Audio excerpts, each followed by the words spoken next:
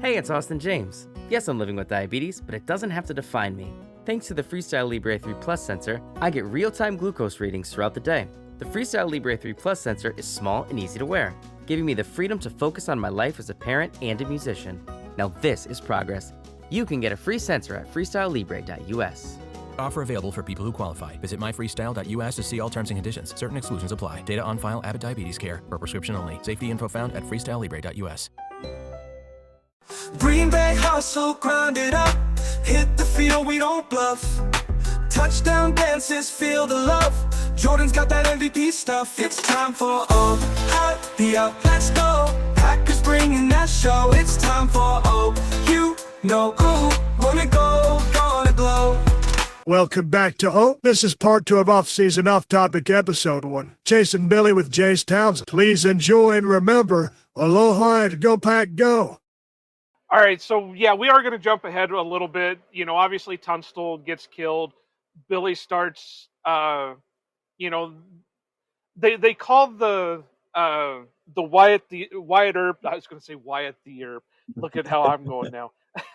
Wyatt Earp's ride, the Vengeance ride, or and I think you could honestly call what Kid did the same thing as the Vengeance ride with the Regulators, where they were going to carry out vengeance on the Murphy Dolan. So this brings me to my question for you, and I know you've had this debate with your fellow members of the coalition on your own chasing the Billy. See, I keep throwing the out there too. I'm just as bad as sensationalized by the press. I'm telling you. What confirmed kills can we attribute to Billy Kid? Well, what I would confirm is what I would lay at his feet are one-on-one kills, and that's Frank Cahill in self-defense. That's Joe Grant in Fort Sumner in 1880 that we really don't know the circumstances of. There are a couple stories handed down to us. And that might be it. I mean, is it possible that he killed people outside of our known history? Yeah, absolutely. So much happens off the pages of documented history. But he was involved in some notorious killings that were part of the Lincoln War. And because of that, he was marked in the press as a killer, and then it just ballooned from there. So they killed a guy named Sheriff William Brady. He was the sheriff of Lincoln County. He was responsible for a lot of the bads. He was in Murphy's pocket. He was against Tunstall. He was involved in Tunstall's murder indirectly. I'm sure he didn't mind that it happened. A lot of injustices happened at the hands of Brady. So the Regulators decided, I kind of think at the behest of Alex McSween, who I think put him up to it, but the Regulators killed Sheriff Brady in the street of Lincoln on April 1st, 1878. So they hide behind an adobe wall, and Sheriff Brady and his deputies are walking down the street, and they gun him down. And there's no way around it. That is an assassination. It's an ambush, and it's in their minds an act of war. But when you look at it objectively, yeah, it's a murder of a law officer. And then later on, just about 6 days later, there's a shootout between the Regulators, about 12 of them, and a guy named Andrew Roberts at this place called Blazer's Mill. And Roberts, he kills one of them, and he wounds a few others, and it's like 12 men against one, and it's like the coolest shootout story, one of the coolest of the West. And Roberts did end up dying, but he held his own, and there's a lot of guts and courage to that. But Bonnie, you can't say that Bonnie killed Brady, and you can't say that Bonnie killed Roberts. And then other killings, there was an Indian agent, an assistant to the Indian agent named Morris Bernstein, who was killed, but it 90% wasn't Billy. And newspapers laid so many deaths at his feet that he didn't take part in. Blacksmith named James J. Young, complete fabrication. 2 Chisholm cowboys that they even gave the names of, but they lived way past then. They weren't killed by Billy. Who else did they say he killed Joe Ferris, who was actually killed by Barney Mason. I mean, they just made this stuff up and made Billy a killer in the papers, way more than he really was. And you got to wonder Didn't they too if a lot of also that was. Go ahead. didn't they also say about I'm forgetting names, Morton, Baker, and McCluskey? Oh Weren't yeah, I can't believe I forgot about those. Yeah, they were. I want to say that was before Brady. They the regulators captured Morton and Baker, who were directly involved in the shooting of Tunstall, and they took them by this back road to Lincoln, and they were shot. Quote, attempting to escape. However hard an escape they attempted is up for grabs, along with one of the folks who were with the regulators, a guy named McCloskey, who did not want Morton and Baker killed. So they killed him too. It was a war of vengeance, and, both sides were out to kill you. And that's just how it was. You can't sugarcoat that. But it wasn't just vicious outlaw murder. Billy wasn't just out there, I'm going to rob people and kill them. That's not the kind of person Billy was. And that can be objectively proven. Like, you look at Jesse James, yeah. a lot of people make him out to be a hero. A lot of people make him out to be a Robin Hood type character. But he was a Confederate guerrilla. And as far as we know, he wasn't exactly a compassionate, heroic vigilante. Like, he would shoot a bank teller just for the hell of it, or even when he didn't need to. He seemed to be a lot more vicious, and a lot of outlaws were just vicious for the sake of it. And that just wasn't who Billy was. I mean, like I said, everybody who had an interaction with Billy came back with a good opinion of him and remembered him well. So it's really a case of the press making him out to be this vicious killer, and then just I, I think something else that played into it is just pure capitalism. I mean, this kid was stealing a lot of cattle from a lot of rich people, and they just wanted him gone. I mean, you can't do that. So that was an issue too. That was a factor. Well, one of my favorite stories out of the Simpatico was that Billy became so proficient at stealing horses that he had two of them in his hand, two bridles in his hand, and he was trying to, the guy was like, I need a couple of horses, and Billy's like, well, I got two of them here, and he goes, well, where did you get them from? Well, this guy over here had them, and he just kind of walked up. So he was just so good at it. But you bring, and I kind of started the ball rolling with Jesse James and all that. I think the thing about him and Billy the Kid that they have in common is the tragedies they had while they were young. Because, Sure. Billy had his with his mother dying when he was 14. They moved around a lot because of her disease. Jesse James, his dad died when he, ran off to California to find his, and he ended up dying while Jesse and Frank were young. And then when the Civil War started, they had all kinds of things. So that's, again, that road diverged for Jesse, where he became this, cold-blooded, bank robber, and Billy went the other way, and he was more the ambio, or more likable and all that stuff. Well, and unfortunately, it was just vicious in Missouri. I mean, when you can talk about the causes of the Civil War and the injustice of slavery and things like that, but when things popped off in Missouri and Kansas, it probably, and I don't think Jesse James was an abolitionist by any stretch of the imagination, but the issue was, like, he saw federal troops do unspeakable things to his folks, and regardless of the objective right of any cause or the wrong of any cause, a lot of times you're responding to the trauma that you see and that happens to you in your immediate vicinity. And so, a lot of that, and unfortunately he ended up under Quantrill and then Bloody Bill Anderson and all those guys who were just vicious. And so that was the trial by fire that he had. And you talk about the atrocities. I mean, the one thing that I always point to people about what made Jesse James is Frank went off and obviously joined the Confederacy, Yeah, and Union troops showed up to the James farm and demanded to know where Frank was. They yeah. beat Jesse to a pulp. They drug his On the stepdad out. stepdad. Yeah, Yeah, multiple times. They weren't just like hanging him; they were like right. yanking him up and down just to get him to talk Yeah, and stuff like that. And you got to think that had you'd honestly have to think most people would end up in that right. progression going through that stuff, because unlike maybe what Billy felt about Antrim, Jesse and his stepdad, they were close. Yeah, And they, to see that happen after you just got your butt handed to you by these troops, really.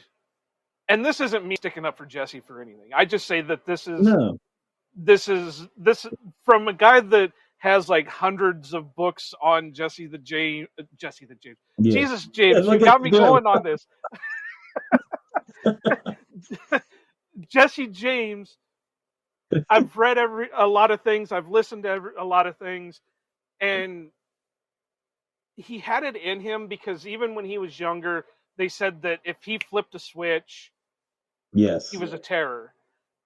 right. But it was very hard for him to become that terror. And it just seems like when that happened when he was a kid, he flipped that switch and he just never went back. And Right. but that's for a whole nother episode, James. We're here for the we're True. here Well, for I will say, you can look at that and look at the regulators and the Murphy faction in the Lincoln County War, and you say, like, objectively, it's two sides in both instances fighting for their lives, and there is not a good side. And when you look at, folks like Jim Lane and the Jayhawkers and stuff, and the things that they did, the guerrillas on both sides were just vicious, and unfortunately, they it were. produces these kinds of people. And then you get back to the Lincoln County War, and there's viciousness on both sides, and there's, it's just a circumstances of the times, and then the trauma that those times produce in people, and this is what you get, and it's hard for us to even fathom it. But yeah, I don't even know how we got to Jesse James, but we were talking about Morton and Baker. But yeah, the kid, again, these were Lincoln War posse killings, and laying them at the feet of Billy alone is not just and not appropriate. So really, the only documented kills of the kid are two or three, and two as far as I can think of right now. And we also have to wonder. All those newspapers reported that Billy killed one man for each year of his 21 years. So, all these newspapers said he killed 21 men, each one for each year he was alive. And so it also says that he told people that. So you have to wonder how much of this was bravado that came from Billy's own lips. Because back then, and I think that's possible, because back then, if you can stop a fight with your reputation, then you've lived another day without having to shoot somebody or draw your gun. So did he walk around telling people, "Look, I've killed tons of people," just to get that reputation, because he was an outlaw? Well, don't forget the caveat that that's not including Mexicans and Indians. That was 21, one for every year, but that didn't Right. include the Mexicans and the Indians. Which is Yeah. weird, because one of the things that is well known about Billy is that his people were the Mexican people. He Yeah. ingratiated himself amongst the Mexicans. He learned Spanish. He got to Fluent. the point where he was basically adopted by the Mexicans. That, Absolutely. so. But I'm going to jump ahead quite a bit here, since we're kind of. If you work as a manufacturing facilities engineer, installing a new piece of equipment can be as complex as the machinery itself. From prep work to alignment and testing, it's your team's job to put it all together. That's why it's good to have Grainger on your side. With industrial-grade products and next-day delivery, Grainger helps ensure you have everything you need close at hand. through every step of the installation. Call 1-800-GRANGER, click Grainger.com, or just stop by. Grainger, for the ones who get it done. We're a little over an hour at this point. So we know that he's said to have been one of the ones that killed Brady. And that's the one that hangs around him for the rest of, his life. We get to the point after the Lincoln County War ends with the McSween fire and McSween dying. And that's something I want to talk to you. That'll have to be another episode, because I got to thinking that maybe McSween was just as bad a shyster as maybe the Murphy Dolan faction was, just the way he was. I think it's possible. But it just really sounds like it, that he ran from one too many places, because he was what's the term for it? He was taking money. God, I can't think of the term of it off the top of my head. There you go, embezzling money from clients. So it just makes me wonder if Tunstall and the rest of them ingratiated themselves with the wrong person, and that's what led to all the hardships. But we know the Brady killing is the one that really put Billy on the radar for someone who needed to be caught. And we know he was caught multiple times, but he always tended to get away from them. Now, I know you and Josh talked about this on one of your episodes, and I think I think the idea is there, but just how it came about. The story was always that Billy's could slip cuffs easy because of the way his wrists and his hands were. And I always thought that it was because he was like double jointed in the thumb, to where he could pop his thumb over, and that allowed the cuff to slip off his hand a little bit better.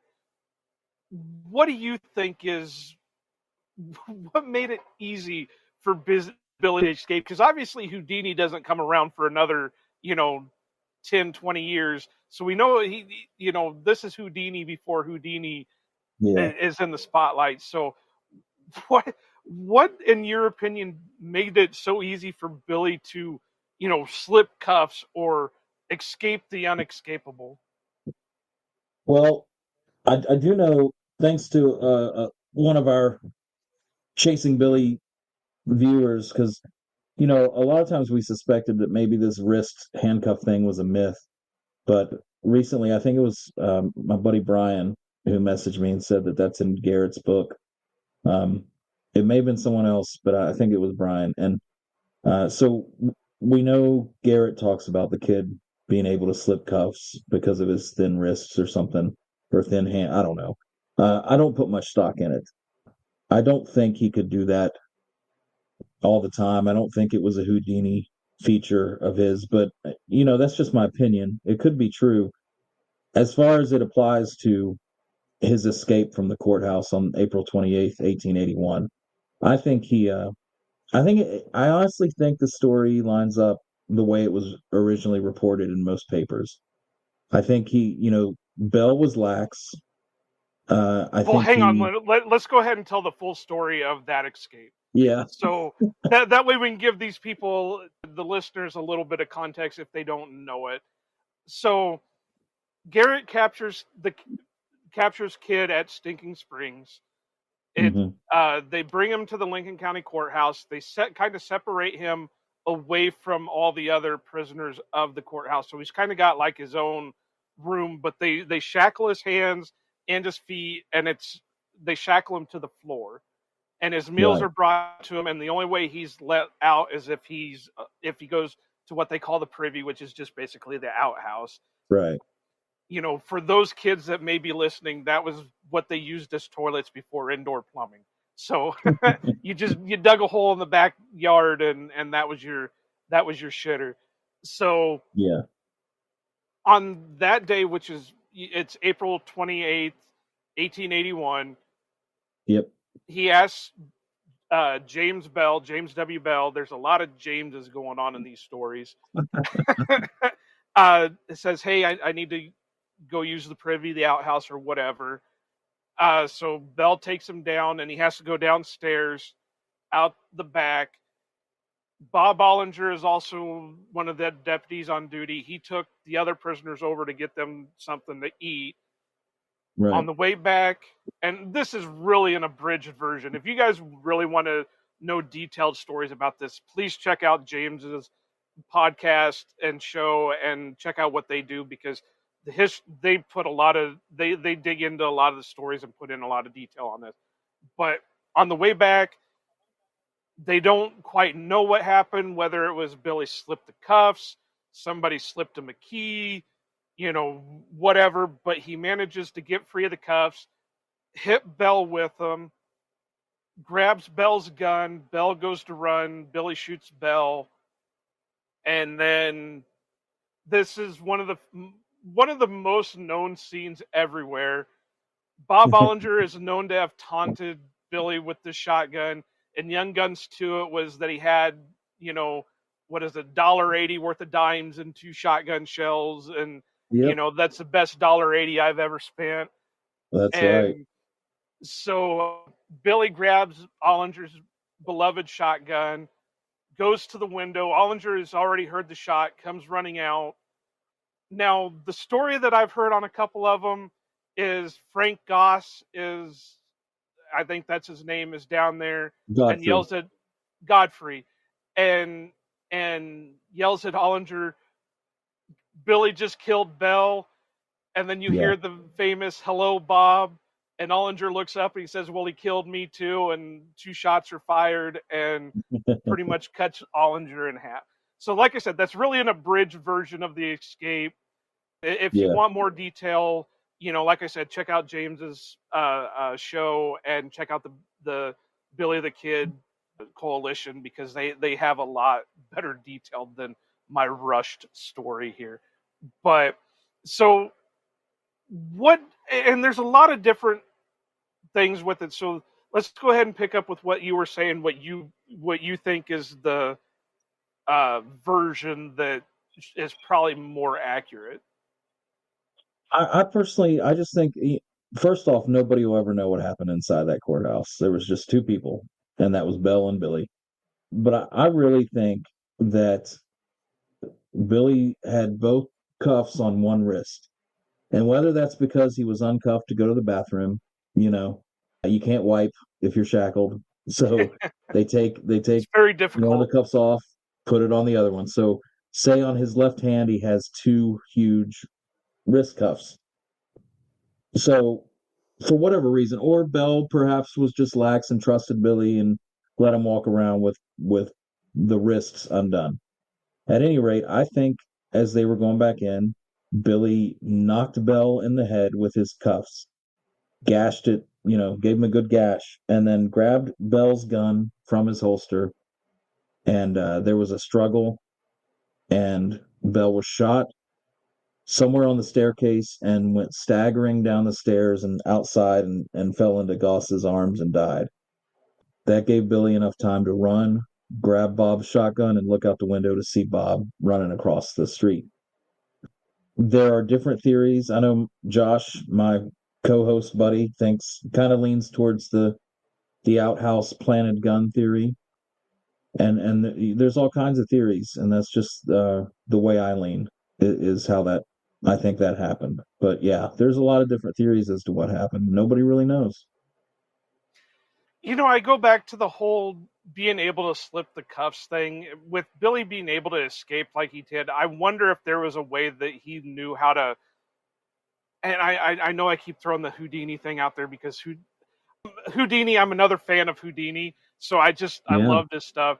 And it makes you wonder if Billy was able to figure a way, whether it was a nail in the outhouse that came loose, or somebody's slipped a file in there or whatever, that he was able to jimmy that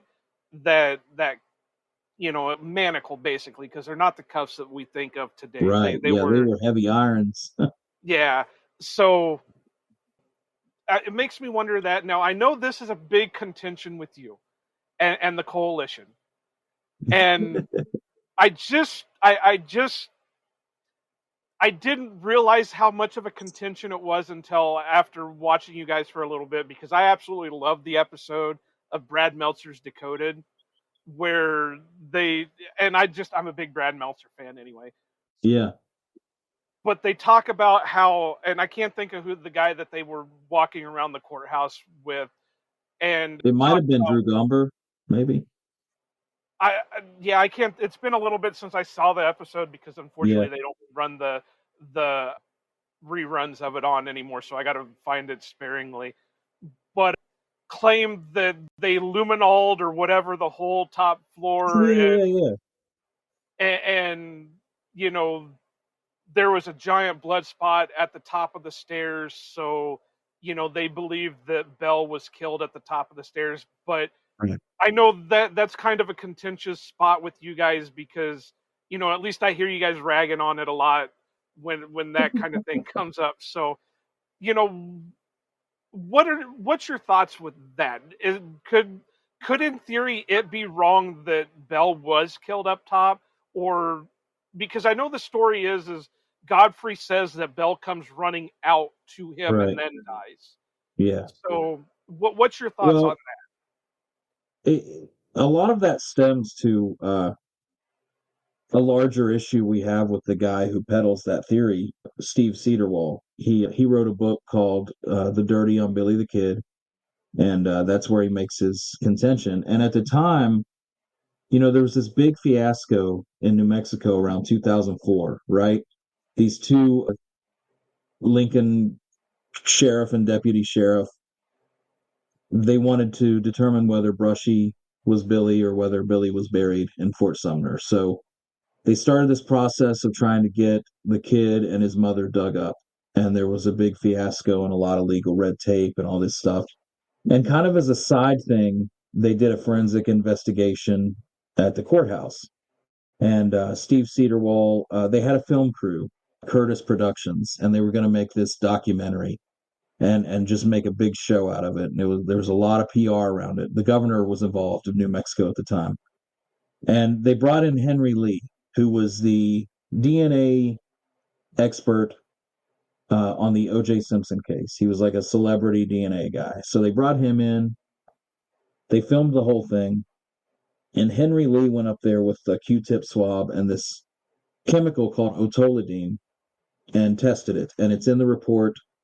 The report is included in Steve's book. The report it was provided in a lawsuit that this author, Gail Cooper, she took Steve to court and eventually was able to wrangle the report from that. So the report of the testing of the top of the stairs for blood is available publicly, and it says they used this otolidine agent. Well, there was this picture floating around, and I'm sure you've seen it. A lot of folks have seen it, of the top of the stairs with what looks like blood stains, right? And so it was made into a postcard, and it was sold at this store. And the general idea of the postcard and what you'll see it referred to on old Facebook posts as, and what folks will generally assume is that, hey, they tested for this blood presence at the top of the stairs, and these blood stains came up, or like they'll say those are the blood stains at the top of the stairs. Look at all that blood, some variation of that. But the issue is those aren't blood stains, you know, and so we question whether that was really some kind of DNA agent used to bring that up for that photograph. And the issue is, Steve Cedarwall's response to that was, that's the luminol after it's been sprayed. We just took a picture of the luminol on the floor. Well, the issue is luminol, when you spray it on something that could be presumptive for blood, shines bright neon blue, right? And they take a photograph of it. And the issue is that why would you photograph luminol after the fact just to show a wet stain that doesn't do anything? Why would you allow people for years to assume it was blood stains? And why is luminol not in the official publicly available reports of Dr. Henry Lee? He never mentions luminol testing. Luminol is a spray or a liquid that you pour over the the area. He used a Q-tip and this chemical called otolidine, and that's in the report. So there's a lot of inconsistencies with how that investigation was done. And I know, like in Steve's book, and I'm giving a paraphrase, I may be wrong in the quote, but I'm fairly certain it says the testing with luminol was done at noon or sometime around lunchtime. But then in another documentary, he's talking about doing it at nighttime. So at two different times. So there's just a lot of sketchiness about this luminol thing. Right. So it's not really like the theory, you know, I think it's great when people disagree about history because it's good content, but it's also Right. fun. Like I razz people and I roast people who disagree with me because it's fun and we have a good time. I don't care if people disagree about history, but like I hate sketchiness and I hate when something is almost exaggerated to the point of almost being a lie. I don't Right. like that, and so that's the luminol stuff. But if you look at Sophie Poe's book, she was the wife of John Poe, who was the deputy who was present the night Billy was killed. They moved into the Lincoln courthouse after Billy's death and when John Poe became sheriff. She said we had to clean the bloodstains off the stairs where Belle bled out. And the way she refers to it is up and down the staircase. She said there was blood all over up and down the staircase. So that's not at the top of the landing. And so, Right. we I could spend a whole episode talking about the staircase thing, but it's also part of a larger. I'll tell you this about history, man. And I'm sure you encounter this in sports: is that passions run high, and Yes. we are, we've kind of run afoul. Well, we used to be good friends with Steve Cedarwall, and we have since not been good friends, and it is wild, man. These like It, feuds and these disagreements, it almost goes way past just history. And it's like, how did we get this deep in something crazy? But that's just how it is. But yeah, I could talk for hours about that. and it makes you wonder because if Kid really did hit Bell over the top of the head and create a giant gash, that's going to Yeah. create a giant pool of blood too. Because Ton, ton of blood. there's going to be a big splatter from the gash, and then if he shoots Yeah. him as he's running down the stairs, so that makes you wonder too. It just I know I hear you guys talk about it all the time on the show that I finally had to Yeah. get the skinny on it. So all Yeah. right, And it's so just the fact that we don't think luminol was used. I don't see any report where it was. And unfortunately, the stairs have been replaced. So whatever right. blood was on that staircase, man, it's gone. All right, so we're gonna jump ahead because I want to have this debate, and I know we're gonna have to let you go on it. But so we jumped to July 14th, 1881, Yeah.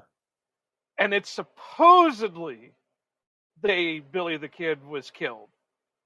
Now I You're know right. that, It could have been the and I say Christmas. so. Now I want to preference this by saying that when I was first getting into a lot of this, yeah, I kind of said, okay, well, Brushy's got to be the guy, right? But as I got going on and I actually have some of Dan Edwards' books on the Yeah. shelf and that and whatever. And finally, it just got to the point where supposedly this guy's done everything. Why don't we know more about him? Right. Rough Riders. He had his own traveling show. He had this. He did this. Dude. Why don't we know about it? So I know I'm completely out on the. Now, that's not to say maybe Brushy could be like a relative, because if you look the pictures of Brushy, them big ol' ears, he's got them Billy ears. So who knows? He had huge ears. Maybe that there was a relation there or something. I don't know, and he just decided to go by it. With me, just like you were saying, with the blood and the luminol and all that stuff, it's kind of sketchy. The events that I've heard and read and all that stuff of the night, it doesn't compute in my mind with Mhm. how I would see it going. And I know Yeah. Josh has said, well, you can't have a 21st century mind with a 19th century problem. And I agree with that 100%. There's no way unless you can go back in time and put like night vision cameras up and all that, you're never going to know. But just some of the things that were said and done, just it doesn't compute for me. Right. So I'll let you go ahead and give what the official version of that night is, and then I'm going to poke at it. So I'll give an official version real quick, and then I'll give a real quick version of what I think happened, and then we'll talk from there. Okay. Because you're right, it's sketchy. I don't think anybody can read the objective accounts and think everything's on a level here. Like Right. something's weird. But so officially, according to basically Pat and John Poe, so there are two firsthand accounts that come down to us. Pretty much both of them go into great length talking about what happened. And that's from Pat Garrett, the sheriff of Lincoln County, who actually killed Billy the Kid, if you want to think he was killed. And then, so he came out a year later in 1882 with The Authentic Life of Billy the Kid, a book. And then at the very end, he says what happened. So he gives a detailed account of what happened the night Billy was killed. The other was by John W. Poe, who was Sheriff Garrett's deputy, who was outside of the room where it happened, and he wrote a short little book called The Death of Billy the Kid. And more like an article, wasn't it? It was like an article for the Wild West magazine. Yeah, for a Wide World magazine, I think. Somewhere around 1915 was when it was released. And Josh Slatton, my co-host and director of the coalition, just reissued that book fairly extensively annotated. So I got it on my list of the next thing I'm getting as soon as the paycheck comes in. Yes, do a quick little plug for him there, but it's a really good book.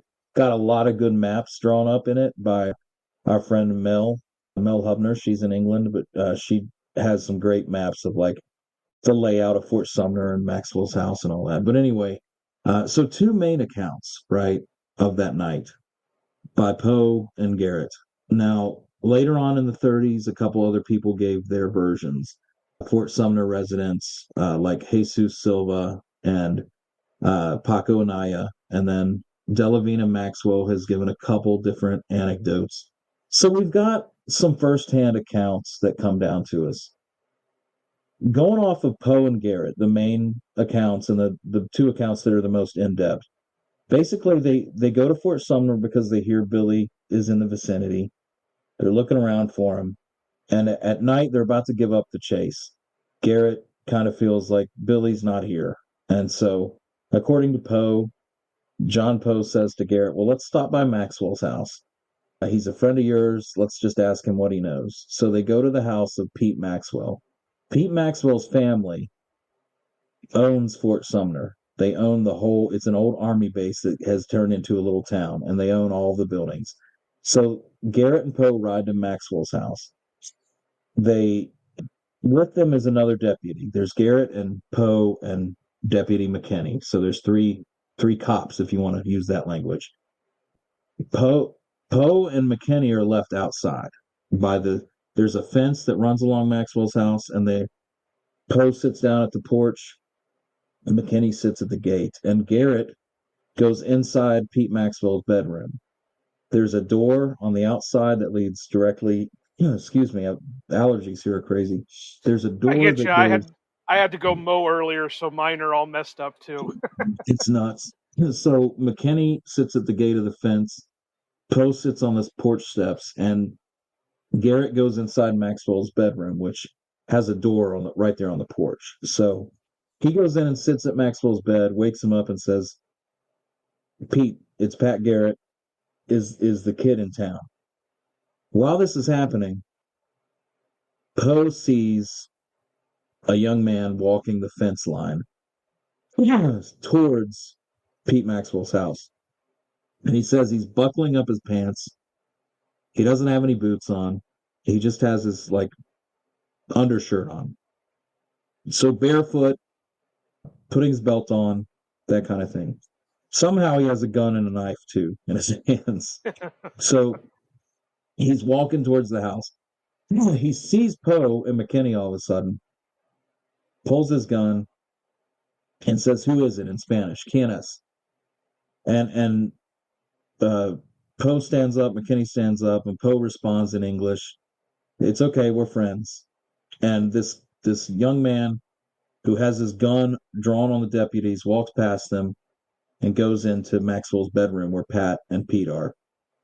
He walks in, it's dark, and he says, "Pete, who are those men outside?" And at that point, he notices Pat, but he doesn't see who it is. He just sees this other person. And he says, "Quién es?" Again, who is it in Spanish? "Quién es?" And Pat recognizes Billy's voice, pulls his gun, and shoots. And it hits Billy in the heart. Billy falls down and dies within a minute or two. Doesn't say anything, just hears some gurgling and stuff. Yep. Basically, the death So rattle. yeah. So that's basically Poe and Garrett's version. Now, sorry, it feels like there's 800 hairs in my throat. So I was talking with Mel Hubner, who did those maps a while back. And it's funny because you'll cover the same ground so many times, but then one day something will just click. Right. So there are diagrams of Pete's bedroom that are contemporary with when Billy was shot. And it shows that there's no doorway from the inside that leads to Pete's bedroom. There's only one door leading into Pete's bedroom, and that's outside on the porch.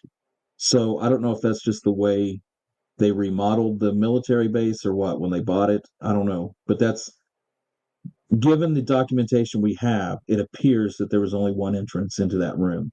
So Pat, that obviously explains why Pat went into Pete's bedroom via the outside. But there are things that don't make sense in the narrative to me that don't necessarily mean that Billy wasn't killed, Right. but it does make me ask questions. And one is, why would two deputies allow a guy to pull a gun, walk past them, and go into the room where their sheriff is without raising any kind of alarm? And it makes sense more to me. We know that Billy's sweetheart was Paulita, and Yeah. I Even don't though know if didn't you she edit later these or what. deny it? Yes, vehemently, yeah. But uh, too many accounts show that was the case, and I'll get to that here in a little bit. But Paulita Maxwell was Pete's sister. She would have lived in the same house. So if Billy was in Paulita's room, if he was sleeping with Paulita, and he was getting up to the traditional story says that Billy was leaving to get some meat, to cut some meat off of this steer that was hanging on the porch to eat some dinner, a late midnight snack maybe. But so if he was coming outside to cut some meat off of this steer and he sees these two unidentified folks, and if Poe and McKinney are sitting outside and they see somebody come from Maxwell's house, walk outside with a butcher knife and say, "Who is it? Who is it?"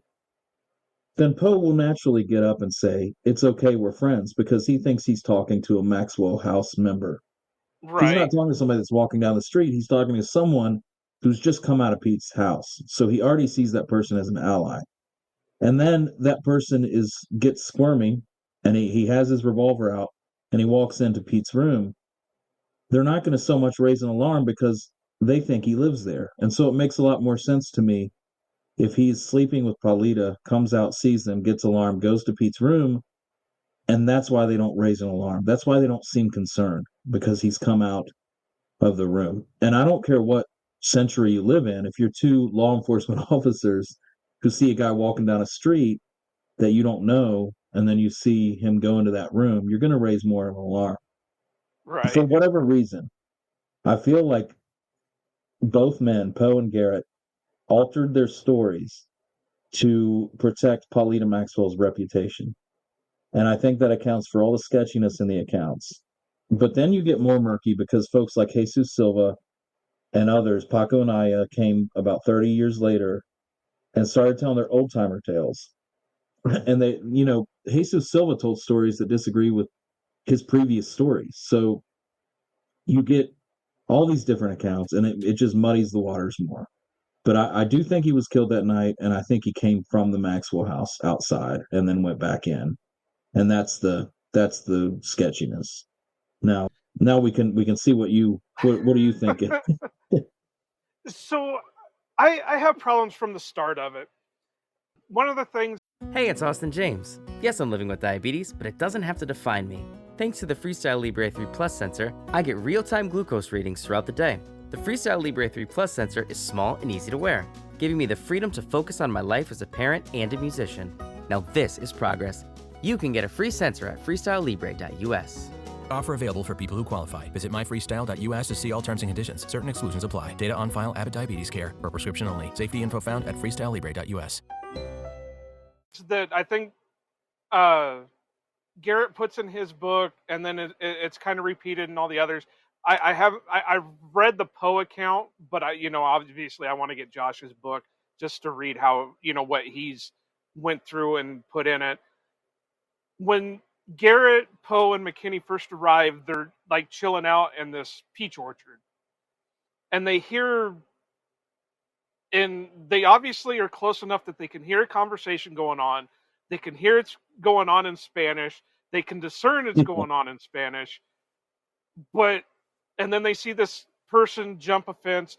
I understand it's dark. You can't really see faces and whatever. So weird. But they can clearly say that they hear a conversation going on in Spanish.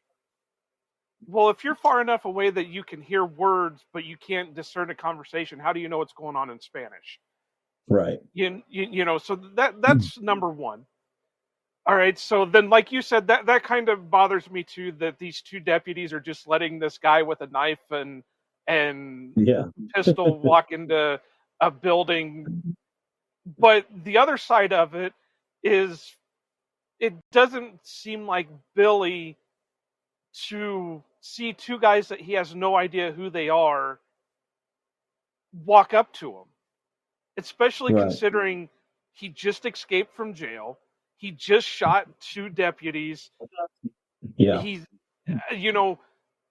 I'm assuming he's only traveling by night. That way there's not many more people that can see him. So he's doing more of his business at night. So he's going to see friends at night. He's going to see Paulita at night, and then during the day he's hiding out somewhere. So that is like number two that bugs the hell out of me on this situation. Then, like you said, them letting him into the room where they know their sheriff is and Pete Maxwell is. Well, I'm sorry, he could be going in there to chop Pete Maxwell up for some reason. Butcher knife, pistol. Maybe we need to stop this before it happens. So then this gets to my biggest problem. And I know you and Josh have maybe said something about this before, that I think Josh said that he kind of questions a little bit about the marksmanship and the speed that Billy may have had with his firearms. But it seems like every story that I've ever heard about Billy talks about how much of a proficient shooter he was. I think there was one story in the Simpatico that he could flip a silver dollar in the air and 6 shots 6 times, hit that silver dollar before it hit the ground. Right. So, so you've got Maxwell on the bed. You've got Garrett sitting next to him. Billy walks in, Quién es, who is it, Pete? What's going on? Basically, Pete, are you okay? What's going on here? Because at that time, we know that Pete and Billy were pretty well friends. We know that Pete probably dropped the dime on Billy anyway, because whether he didn't like Billy hanging out with his sister or whatever. Right. But Pat and Maxwell are sitting there. Billy's whispering. He's not full out just yelling, "Hey, Pete, are you okay in there?" He's whispering, whatever. But Garrett says he knows the kid's voice.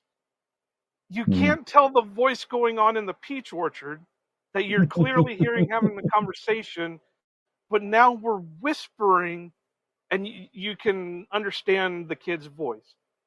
Well, then the next thing you have is, according to the Simpatico, and I think it's in Garrett's book, Maxwell says, "That's him, that's the kid." Yeah. Now, one of them says he's whispering, the other one just says he starts shouting it. Well, Right.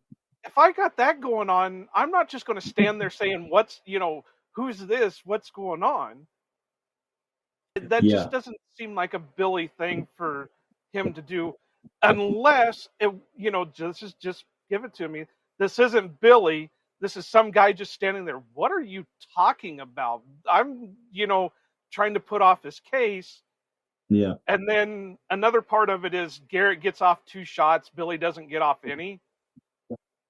Right. We've got a guy who's supposed to be proficient with the pistol and faster than lightning with the pistol, and a guy who's average with the pistol, and he's able to get 2 shots off with a single action army, and kid's got a self-cocker. If you believe he's got the self-cocker. Right. Now, I don't know how much Yeah. about guns that you know about. I always tell people I'm liberal for the most part when it comes to politics, but the one thing I do know is guns. I've been shooting since I was 3 years old. Yeah. And I have a single action army clone that I keep next to my bed as my Nice. nighttime protection. I've been shooting single action armies since I was a kid. It's hard to get 2 shots off when you're having to pull that hammer back, pull the trigger, hammer back, trigger, unless you're just holding that trigger down and just pulling the hammer back. Whereas the kid has a self-cocker, all he's got to do is pull the trigger. If you believe he's got a self-cocker.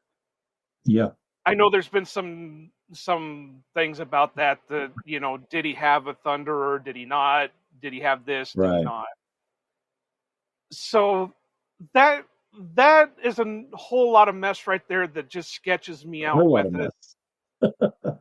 The next part of it is more that sketches me out even more. I know they let Silva in there, and I know they let Delvina Maxwell in there.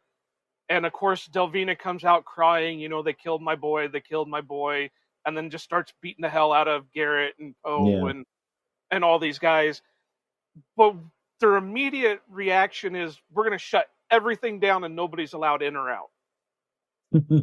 Which is understandable. If these are all Billy's friends out here and you did actually kill Billy, the first thing that they're going to do is come at you.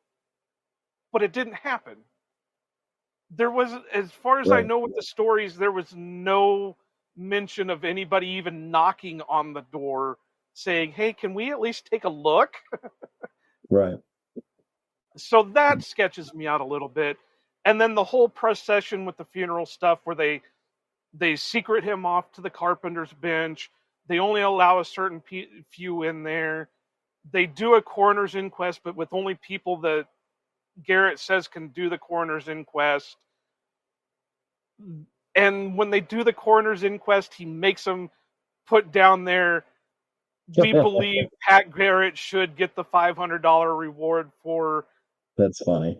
And then they bury, they make a quick casket, bury it. And I think they said Garrett paid for the clothing or whatever, and then they buried him, and that's the end of it. So throughout the whole thing, it gives me the sketch for anything. Yeah. It does play off more like he killed the wrong person, because if it's my mindset and I just offed an innocent, I don't want people to know that I offed an innocent. So I'm going to make sure that I keep it tight-lipped. Yeah. So that's where I sit with it. Now, like I said, I don't believe the whole Brushy Bill, Billy Barlow, I mean, maybe the innocent's name would just happen to be Billy Barlow by coincidence or whatever. I know you posted on your official channel that there was a letter about Billy Barlow being the name involved in a song, an old Irish song or something like that. Mm-hmm. And so that could have just been Brushy reminiscing or, just coming up with a name off the top of his head or whatever. But that's where I sit. Well, I would definitely say that a lot of that sketch you've just described is perfectly a perfectly appropriate response to a lot of what's depicted. I mean, those are legit questions to raise. The peach orchard thing has always boggled my mind. Like, I don't even know why. Why do you even bring it? It seems like they bring it up almost as like when somebody brings something up that they think they're going to have to explain away, so they're trying to like get out in front of it, Yeah. but like it never came up. But like it almost seems with like what they're doing, like they're like somebody's going to mention this peach orchard thing, so we ought to get out ahead of it because like it has almost no bearing on the story, and you're like I wouldn't have no peach orchard, whatever, and there was like what peach orchard are you talking about? I don't even know what you're talking about. It's got that vibe to it, and it always has to me. So that's yeah, I don't know what to make of the peach orchard stuff. And Jesus Silva tries to tie it in by saying it was him and Billy having a beer in the peach orchard. So, but they said it was Billy and a chick or somebody. I don't know. Let's see. What was your next thing? Well, something else I don't think you mentioned that always puzzles me is if Billy comes up, Billy's bilingual. He comes up and says "KNS," and Poe stands up and says "We're friends" in English. Why wouldn't Billy respond in English and keep responding? So I Well, don't and know. if you have a guy coming up to you speaking Spanish and you answer in English, how do you know he understands what you're saying? Exactly. So yeah, it's curious, and so I will say that I've seen multiple accounts that say Pat was a really good shot too. So I don't know that he was an average shot. I think he was a good shot, but again, valid points about single action versus double cocker. Let me think. Uh, I don't think. And I could be wrong about the average, but most guys aren't. When you're thinking superhuman with Billy the Kid, Yeah, most guys are going to end up being average compared to what you hear about Billy the Kid. So yeah, that's more what I'm saying. And and Pat had to be at least a decent shot because he started out as a buffalo hunter. And I know they were yeah. just big dumb animals in the middle of, but when you're using a 50 cal rifle on a big dumb animal, you Right. had to at least be a little bit proficient with it. The Yeah. one other thing that Um, sketched me before you jump in here is the way that supposedly he was killed. So supposedly Billy was backing away, pointing the gun out towards Garrett, and he shoots him under. According to the simpatico, it hit him just under the heart. I don't think it quite pierced it, but it just hit like just under it or just over it. It could have hit I it. think it I was don't just know. There's over it. Yeah. yeah. So that would mean Billy was completely turned to him. Well, if I'm got Pete Maxwell yelling this, hey, it's the kid, I'm not going to start backing up like an old, whatever. I'm going to turn with my gun pointed out so I can get off a shot or two and turn and go. Have you seen Old Henry? Yes, I have. It's like when he's about ready to get in that gunfight and he turns completely sideways. Yep. Something like that. That would be more what I would see. And Old Henry was a good movie. I just hated how the ending played out because it was like you No. had to go all the way through and just I'm not going to spoil it for anybody else who haven't Well, seen I it. don't know why they do that. I don't. I agree with you. I a couple of points on the like. I think that Garrett just told Alejandro Segura to just pick the coroner's jury. I don't think he like was selective about picking it about who could be on it. If that's the case, I'd like to look further into that because I've never heard that before. But as far as I know, he just called the justice of the peace and was like put together a jury. And then I'm pretty sure I was under the impression they took Billy's body to the either the saloon or like some other place and they set up a vigil for him and it was completely open to whoever wanted to go view the body. And you might And know a little bit more about that than I do. I just know what I've read and what I've seen, that it was like they took the body right over to the carpenter shop right. and they like shut down the carpenter shop from there because didn't somebody try to come out and say at one time they had the table that they laid. It was the same guy, Steve Cedarwall. It was Luminol Man. I mean, it's like everything that's sketch is goes back to this guy. I'm telling you.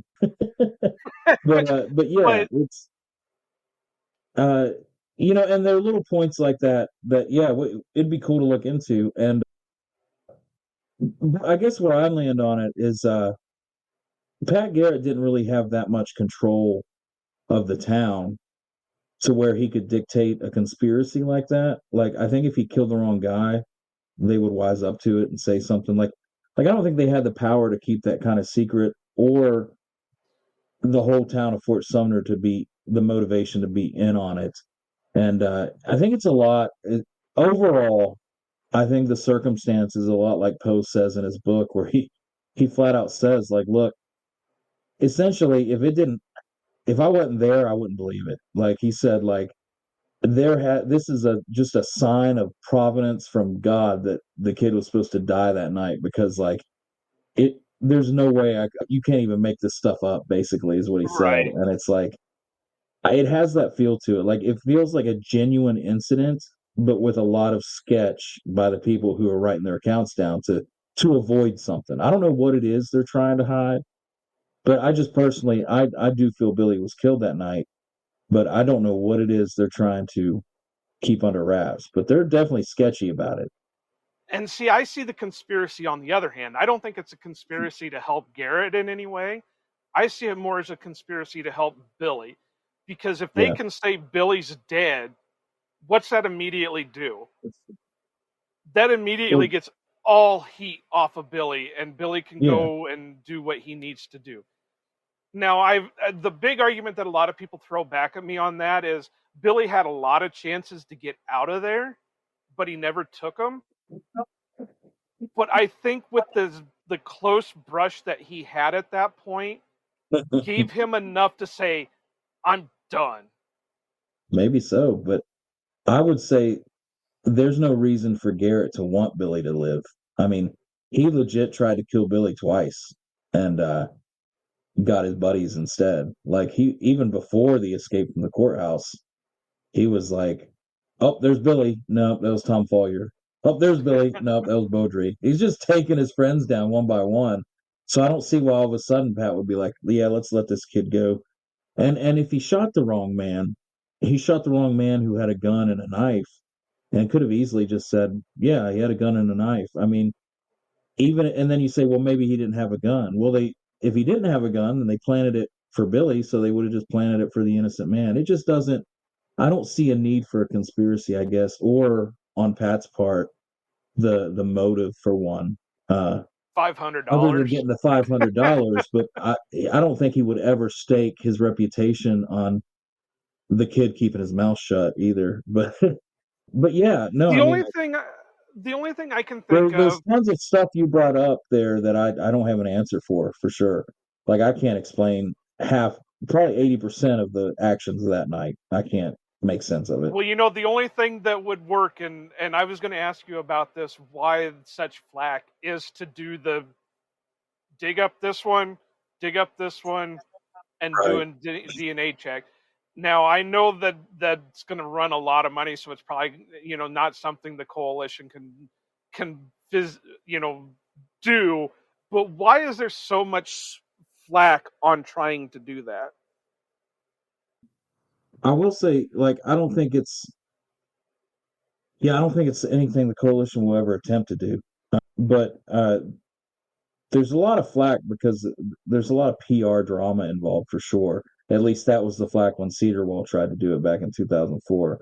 But basically, from my perspective, because I don't care about all that, my perspective is you would have to be 100% sure you got the right bodies.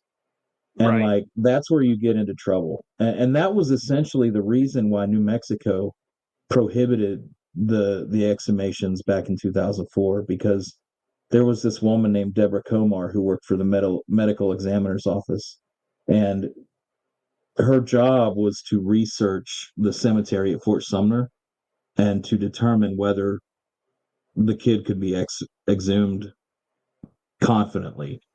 And she basically, her conclusion was, we have no idea where he's buried.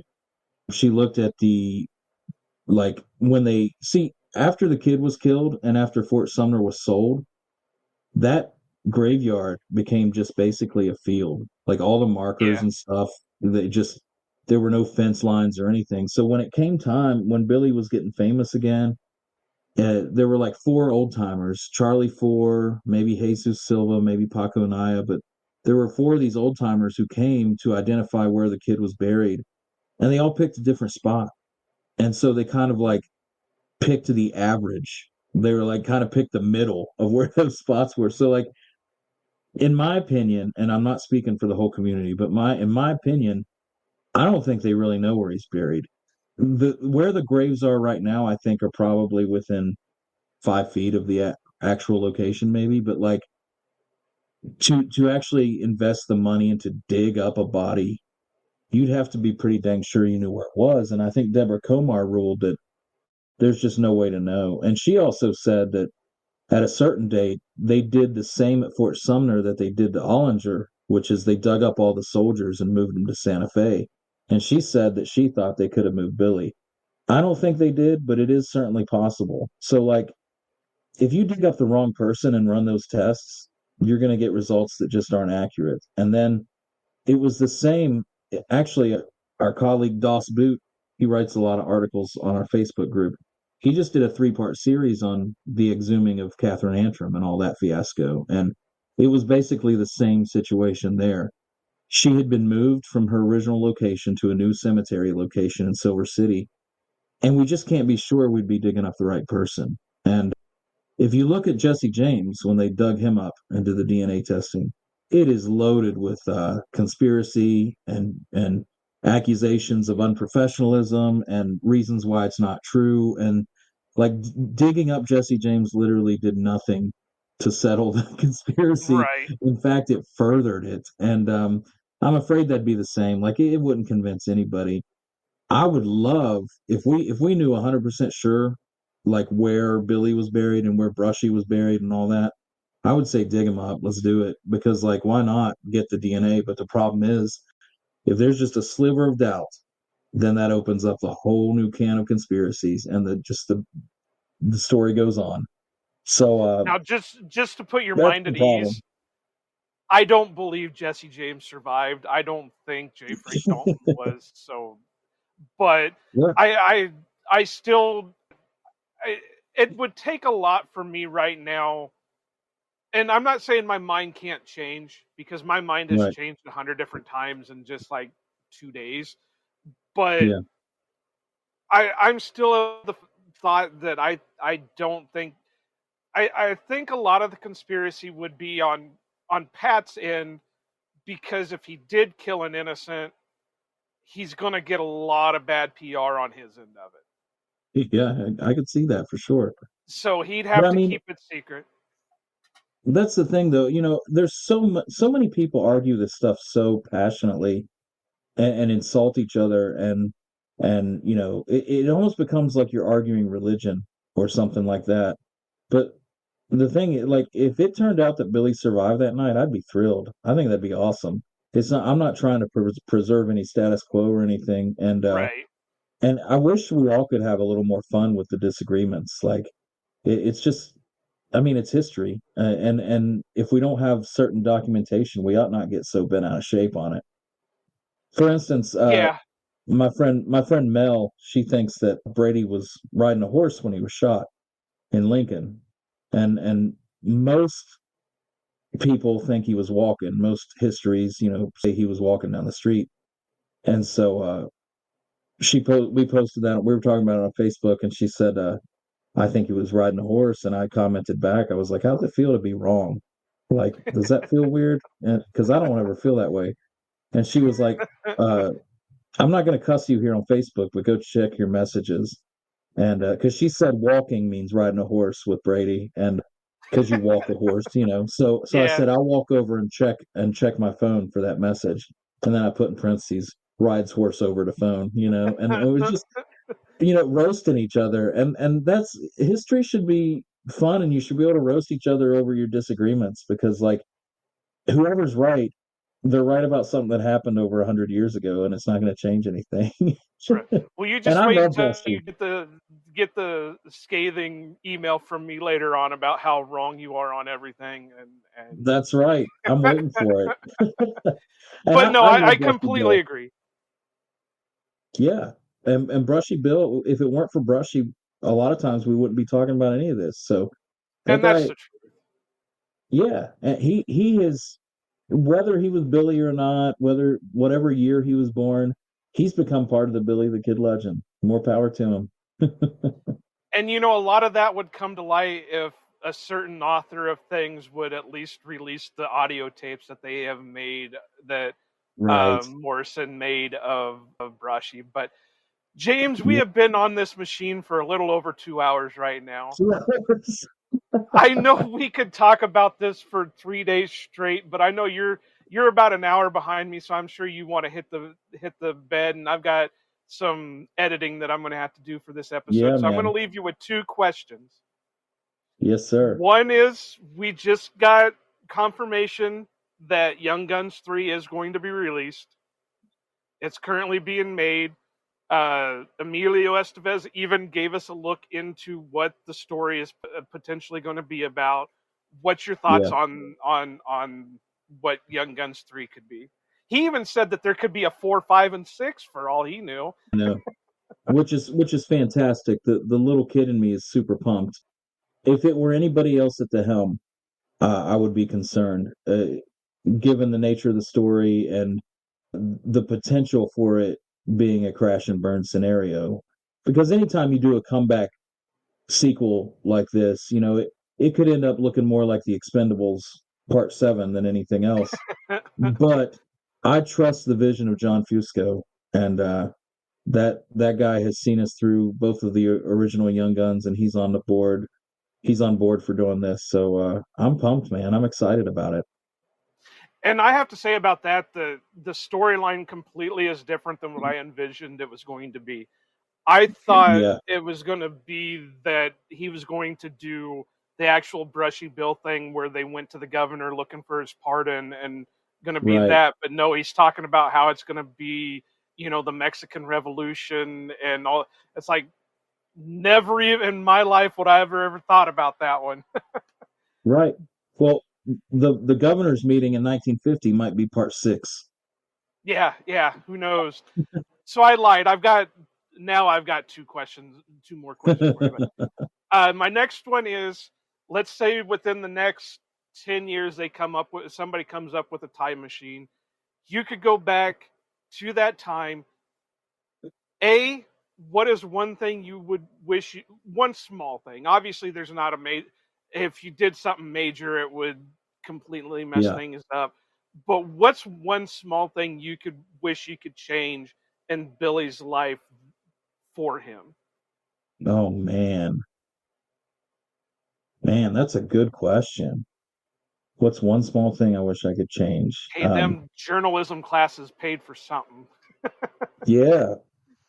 And, I mean, and if you change anything big, it could change everything. Yeah. So, I mean, if you want to so change something big, go for it, but it can't be the night that he died, because we still have question marks on whether he died or not. So, you can't do that one. I would take back some advanced medical treatment, and I would treat his mother.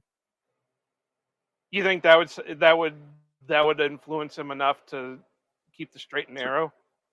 Maybe not, but I'd like to see what it did, because he would have at least have had that influence. So it's hard to say. He might still have been a little brat, but I think he carried that with him the rest of his life. So, yeah. And that's a good answer, because that's one of the ones that I thought of. The other one was that maybe push Tunstall away from McSween and keep him on his path instead of getting caught up in the McSween stuff. Because if that's the Yeah. case, then maybe Tunstall doesn't get killed, and maybe Kid sticks around and rides the straight and narrow under Tunstall. All right, Right. so this one is really important, and this is going to develop whether our relationship here ends on a good note or a bad note. This has been talked about. We're both Star Wars people. Yeah, Prequels or sequels? man. So, And there is a right answer, at least in my mind. yeah. Well, I'd probably have to qualify it with a bunch of stuff, but if I have to pick between the two, I'd pick prequels. Okay, you're safe. We're good. I mean, I've got a lot of beefs with the sequels. There were some good parts, but sometimes I just want to go back to before even the prequels and just live in the original trilogy and Right. Legends universe. Hey, one of these days I'm going to take a picture of it. I have two long bookshelves up over here that have every single one of the expanded universe novels on it. It's awesome. I mean, Disney's doing some great things. There's a lot I love Rogue One. I There are. enjoyed Andor, so I can't like swear off all of it, but like they've really fucked up a lot too. So My ringtone is a metal version of the Mandalorian theme, so I'm good awesome. on that. Grogu is my guy, but yeah, I Yeah, agree. The sequels I'm are the reading the only first thing that I'm reading the first High Republic book right now, so are you. I haven't got into any of the Disney novels as of yet because I got yeah. kind of I was upset for a while because I spent all that money collecting those books Yeah. for years, and then all of a sudden they come along and say, "Nope, no more. You're done." Yeah. And the So EU was so good, man. it was. There were a couple of series that were like, those can be done away Yeah. with, but for the most part, they were all pretty good. But the sequels were the only movies that I've ever cussed out a movie theater. Not the people at the theater, Man, but the screen. I'll tell you what, I saw Force Awakens and I was okay. It was clearly a I New had Hope hope. redone. Yeah. But I was like, whatever, this is fun. I'm on board. And then I saw Last Jedi, and when I left Last Jedi, I was walking out of the theater with my wife. I said, I feel weird. And we got in the car, and I was like, just something's not right. And we were driving. I was like, it's disappointment. I've never Yep. felt disappointed at a Star Wars movie. And like, I didn't know what to do with that. Like, it was just wow. And of course, Last Skywalker or The Rise of Skywalker or whatever, it was just a cleanup job. It That's was. all it I was. liked it a little bit better than I did The Last Sure. Jedi, but Yeah. there was a lot of issues, especially with the whole Palpatine Skywalker thing, because Yeah. this was the Skywalker saga, but somehow a Palpatine won the whole damn thing. Right. Yeah. So, And it's like I saw a guy do a video before episode 9 came out. He was reviewing Last Jedi when it came out, and he said they killed the villain like halfway through the arc. And he was like, the only yep. thing they can do right now, they don't have time to introduce a new villain. All they can do is bring back Palpatine. And sure enough, years later when they made episode 9, it's what they had to do. We were it was either that or somehow they were going to tie in Maul because of his Yeah. cameo or his little blip scene at the end of Solo. But Yeah. James, that is a whole another Yes, it episode. is. When I do the episode for Star Wars, I've got a buddy Dan Kotnick that I do a lot of my Star Wars stuff with for some of these episodes. We'll have to get you on at the same time as him, and we'll just have a Star Wars Yeah. roundtable with it. And if you ever But want to discuss Billy more and you can have multiple guests, me and Josh will come on and talk more with you. And well, maybe you I don't know tell how long Josh. off season is, but if you want to do like a life of Billy and do a few episodes of just the basics, because I know we get into the weeds here because I'm just not used to doing the basics. Well, and there's a lot. Even though Billy only lived, well, officially only lived to be 21 years old. Yeah, There's a lot of history with it, and I was trying to do my best to. There's a whole right. bunch of stuff that we jumped through that can be discussed. I think the book, the Simpatico, that I listened to it on Audible, it was like a 21-hour book, Yeah. so there's a lot to it. Uh, But you tell Josh to quit ducking me because I emailed him I first and will. he ignored me. Absolutely, I will. But why don't you tell the people where they can find you and what you guys got going on right now, and a little bit about the coalition? Yeah, so just look up Chasing Billy on YouTube and our channel will show up. Please subscribe and follow us and tune in. And we have a live chat once a month, the first Sunday of every month, around 8 p.m. Eastern. So tune in. We have a great live community where we all chat and have a great time. The coalition, you can check us out on Facebook. We have a very lively group. Just search Billy the Kid's Historical Coalition, join the group, and then of course our website is btkcoalition.org. And it's not the BTK that you're thinking of. It's Billy the Kid. I It's know. not the other one. And that's something I've had to like resign myself to, because when I first got into Billy, I was like, really, don't say BTK. But now it's like, whatever, I'll allow it. But, that's the end of the episode, folks. I'm Iowa Joe. You can find me on the Elon machine, even though I don't do anything there anymore. You can find me on Blue Sky, Iowa Joe. We have the podcast on Instagram and all those good things. We do have a Facebook. Unfortunately, I don't keep it as up to date as I probably should. Check out our website, ohanapackers.org, where you can find our articles, our merchandise, and all that good stuff. For James, for me, for Mike, even though he's got a vacation for the next couple weeks, go Pack Go, and aloha. Green Bay hustle, grind it up. Hit the field, we don't bluff. Touchdown dances, feel the love. Jordan's got that MVP stuff. It's time for the up. Let's go. Packers bringing that show. It's time for who wanna go.